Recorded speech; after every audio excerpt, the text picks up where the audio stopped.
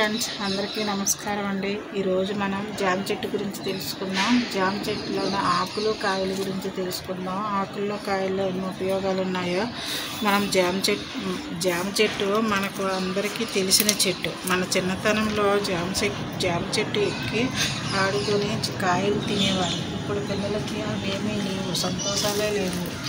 ఇప్పుడు మనం జామ ఉపయోగాలు తెలుసుకుందాం. జామాకులోని అద్భుతమైన పోషకాలు ఉన్నాయి.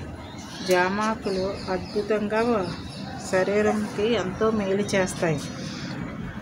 నోటుపూత, గొంతు నొప్పి, నోటు పుళ్ళు, సిగుళ్ళు, వాపు, నోటి సమస్యలతో బాధపడేవారు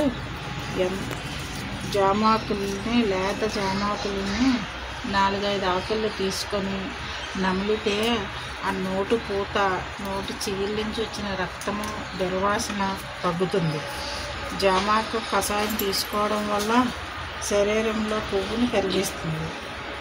జామాకులు కషాయం తీసుకోవడం వల్ల రక్తంలో గ్లూకోజ్ లెవెల్లు తగ్గిస్తుంది.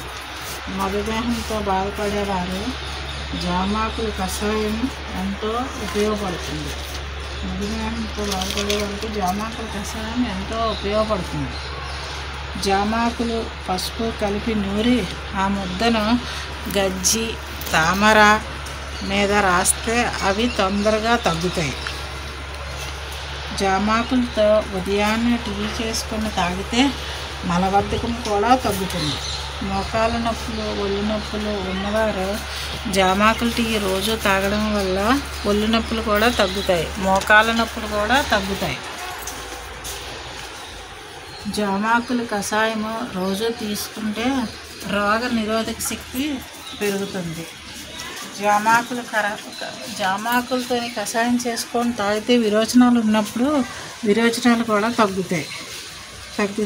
అతిసారం కూడా తగ్గుతుంది. జ్వరం ఉన్నప్పుడు కషాయం తీసుకొని తాగితే జ్వరం కూడా తగ్గుతుంది.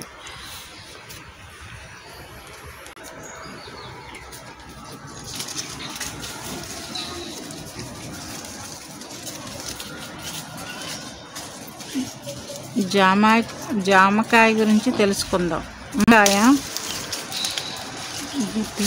పింజిలా ఉన్న జామకాయ తింటే మధుమేహం ఉన్న వాళ్ళకి, షుగర్ ఉన్న వాళ్ళకి చాలా బాగా పనిచేస్తుంది.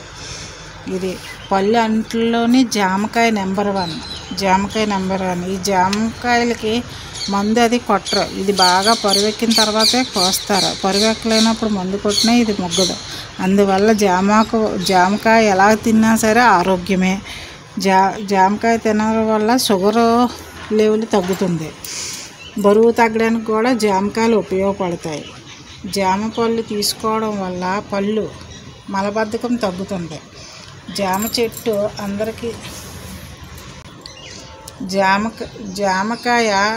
జామకాయ తీసుకుంటే నీల విరోచనాలు కూడా తగ్గుతాయి.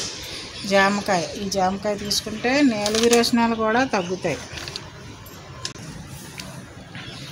సరేనండి, అందరికీ బాయ్. ఇంకొక వీడియోతోని మీ ముందుకు వస్తాను.